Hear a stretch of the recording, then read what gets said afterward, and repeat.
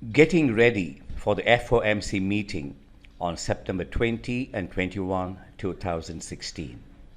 Equity is quirky and tantalizing. I'm Gopalan Ramachandran, Ramach to my friends and associates, and my email is upturnmanifesto@gmail.com. There's a big difference between the Fed funds rate and the discount rate. Let's begin with the federal funds rate or the Fed funds rate. It's an interest rate that depository institutions such as banks, savings and loans, and credit unions charge each other for overnight loans.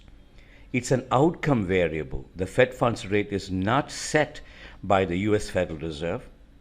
What the Feds do is this: they alter money supply and liquidity. The Fed funds rate responds to the decisions made by the US Federal Reserve pertinent to money supply and liquidity. Loosening lowers the target rate and/or the target range. Tightening raises the target rate and/or the target range. The Fed funds rate is now between 0.25% and 0.50%. The Federal Open Market Committee, or the FOMC, will meet on September 20 and 21 to vote for or vote against a hike in the Fed funds rate. The discount rate is far more hands-on. The discount rate is the interest rate that Federal Reserve banks, there are 12 of them, charge when they make collateralized loans, usually overnight, to depository institutions. Therefore, you can see this. For a given money supply, the Federal Reserve banks play the role of the lender to depository institutions. They don't lend at the Fed funds rate, they lend at the discount rate. Near zero Fed funds rate. The near zero Fed funds rate has held back America's economic recovery. The Fed funds rate was between 0% and 0.25% from December 16, 2008 until December 16, 2015. For 7 years, America's had near zero Fed funds rate. What should or what would the FOMC do when they meet on September 20 and 21, 2016? We've been working on this. We have adopted a step-by-step approach. And in the last video, we got to understand that lending is life's default setting. First, equity is symmetric. When we buy into equity, we own a proportionate share of the profit and the loss. Our profit and our stake in the firm's wealth are both proportionate to our ownership percentage. Similarly, our loss and our share in the firm's liabilities are both proportionate to our ownership percentage. And of course, laws pertinent to limited liability will be invoked where these laws are in vogue. Second, we go back to that coffee trading company, the Brown Beanery in Iowa City. This firm buys and sells Colombian coffee beans.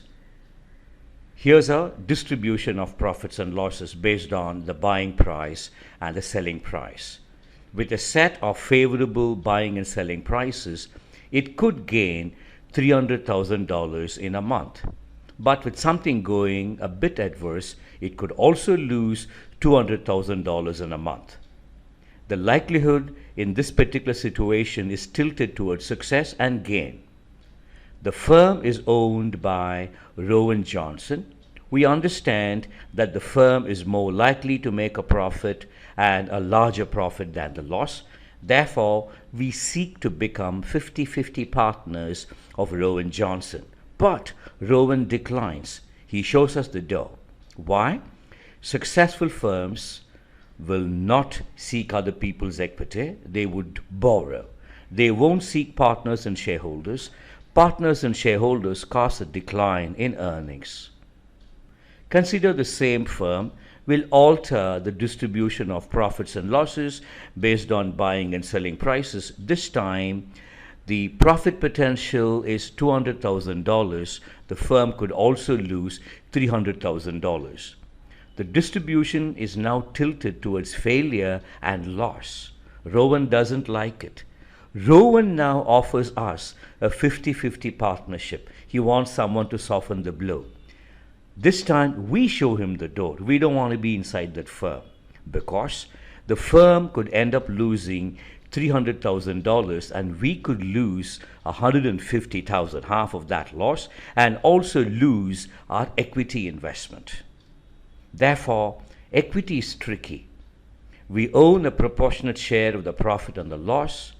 Firms that are very likely to make a profit are indeed attractive to us, but their incumbent shareholders and partners will not want us in. Firms that are very likely to make a loss want our equity. Their incumbent shareholders and partners will want us in. But would we go in? No. We will most likely lose our capital, therefore we stay out.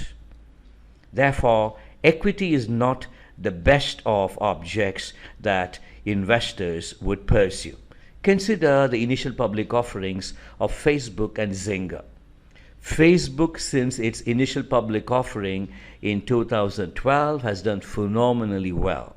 From $38 soon after the IPO to a current market price of $129, Facebook has done spectacularly well. By contrast, Zynga, which supplies most of the games that are on Facebook, listed at about $10, and the most recent market price is $3.95. We would have lost a lot of money with Zynga, we would have made a lot of money with Facebook. Therefore, initial public offerings are as tricky. At the time of these firms' IPOs or initial public offerings, we would not have known how well they would do. If an athlete had to invest all her savings in any one of them, and not both, of course, she would have walked away from both because she wouldn't have known at the time of the IPO whether Zynga would be Zynga and Facebook would be Facebook, and which stock would make money and which stock would not. Therefore, we reinforce this particular statement. Lending is life's default setting. The US Federal Reserve has printed a lot of money. We need to find out what part of the new money and the new savings was lent to households during the economic recovery. We'll investigate this soon. Thank you for watching this video. I'm Gopalan Ramachandran. The email is upturnmanifesto@gmail.com.